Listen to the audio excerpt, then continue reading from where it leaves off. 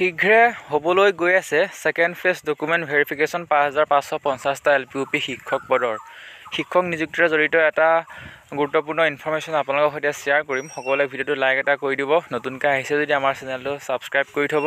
শিক্ষক নিযুক্তিৰে জড়িত অফিচিয়েল আনঅফিচিয়েল ভিডিঅ' বা ইনফৰমেশ্যন আপোনালোকে পাই থাকিব। যি স্থগিতাদেশ জাৰি কৰা হৈছিলে second phase document verification Guwahati হাইকোৰ্টৰ দ্বাৰা, সেই গুৱাহাটী হাইকোৰ্টৰ দ্বাৰাই পুনৰ প্ৰক্ৰিয়া চলাই যাবৰ কাৰণে অনুমতি প্ৰদান কৰিছে শিক্ষা বিভাগক অসম চৰকাৰৰ। গতিকে কি লেখা আছে বাতৰি কাকতত, আজি কেনেকৈ বাতৰিটো প্ৰকাশ কৰিছে আমি যদি পঢ়ি দিওঁ তেতিয়াহ'লে দেখিব যে স্থগিতাদেশ প্ৰত্যাহাৰ, নিম্ন উচ্চ প্ৰাথমিকৰ 5500 পদৰ নিযুক্তিৰ প্ৰক্ৰিয়া চলাই নিয়াত অনুমতি হাইকোৰ্টৰ। নিম্ন আৰু উচ্চ প্ৰাথমিকৰ 5500টা পদৰ নিযুক্তিৰ প্ৰক্ৰিয়া আৰম্ভ হোৱাৰ পথ পুনৰ প্ৰশস্ত হৈছে। পদসমূহৰ দ্বিতীয় পৰ্যায়ৰ নথি পৰীক্ষণত পূৰ্বে ন্যায়ালয়ে জাৰি কৰা স্থগিতাদেশৰ নিৰ্দেশ খাৰিজ হোৱাৰ লগে লগে বৃহৎ সকাহ লাভ কৰিছে শিক্ষা বিভাগে। পূৰ্বে এজনীয়া বিচাৰপীঠে পদসমূহৰ দ্বিতীয় পৰ্যায়ৰ নথি পৰীক্ষণত জাৰি কৰিছিল স্থগিতাদেশ। ৰাজ্য চৰকাৰে দাখিল কৰা এই সম্পৰ্কীয় আবেদনৰ শুনানি গ্ৰহণ কৰি গুৱাহাটী উচ্চ ন্যায়ালয়ে পূৰ্বৰ স্থগিতাদেশৰ নিৰ্দেশ খাৰিজ কৰিছে।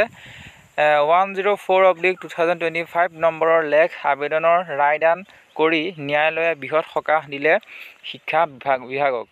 উল্লেখযোগ্য যে একাংশ প্ৰাৰ্থীৰ আবেদনৰ শুনানি গ্ৰহণ কৰি গুৱাহাটী উচ্চ ন্যায়ালয়ে 5500টা পদৰ নিযুক্তিৰ বাবে অনুষ্ঠিত কৰা দ্বিতীয় পৰ্যায়ৰ নথি পৰীক্ষণত জাৰি কৰিছিল স্থগিতাদেশ।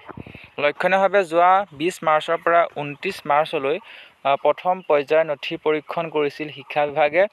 একেদৰে 1 এপ্ৰিলৰ পৰা 11 এপ্ৰিললৈ দ্বিতীয় পৰ্যায়ৰ নথি পৰীক্ষণৰ দিন ধাৰ্য কৰা হৈছিল, কিন্তু ন্যায়ালয়ে দ্বিতীয় পৰ্যায়ৰ নথি পৰীক্ষণত স্থগিতাদেশ জাৰি কৰাৰ পিছত সমগ্ৰ নিযুক্তি প্ৰক্ৰিয়াটোৱে জটিলতাৰ মাজত সোমাই পৰিছিল।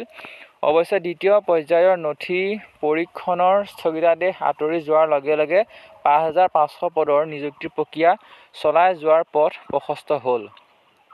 বহুত বেছি এটা ভাল খবৰ এইটোৱেই যে অতি শীঘ্ৰে অতি সোনকালে ছেকেণ্ড ফেজ ডকুমেণ্ট ভেৰিফিকেশ্যনৰ কাৰণে যিটো আচলতে লিষ্ট, সেই লিষ্টটো পাব্লিছ কৰিবলৈ গৈ আছে DWয়ে খুব সোনকালে। আমি কিমান হয়তো কেতিয়া দিব সেইটো আমি ক'ব পৰা নাই, আমি খবৰ লোৱা নাই, কিন্তু খুব সোনকালে এই পৰ্যায়টো আৰম্ভ হ'ব ছেকেণ্ড ফেজ ডকুমেণ্ট ভেৰিফিকেশ্যন।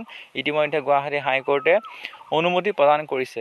গতিকে বহুত বেছি এটা ভাল খবৰ। সকলোৱে ভিডিঅ'টো শ্বেয়াৰ কৰি দিব। শেষত আকৌ কৈছোঁ, নতুনকৈ আহিছে যদি আমাৰ চেনেলৰ সৈতে কানেক্ট হৈ থাকিব। অফিচিয়েল আনঅফিচিয়েল সকলো ধৰণৰ ইনফৰমেশ্যন পাই থাকিব। পৰৱৰ্তী সময়ত পুনৰ লগ পাম। ধন্যবাদ।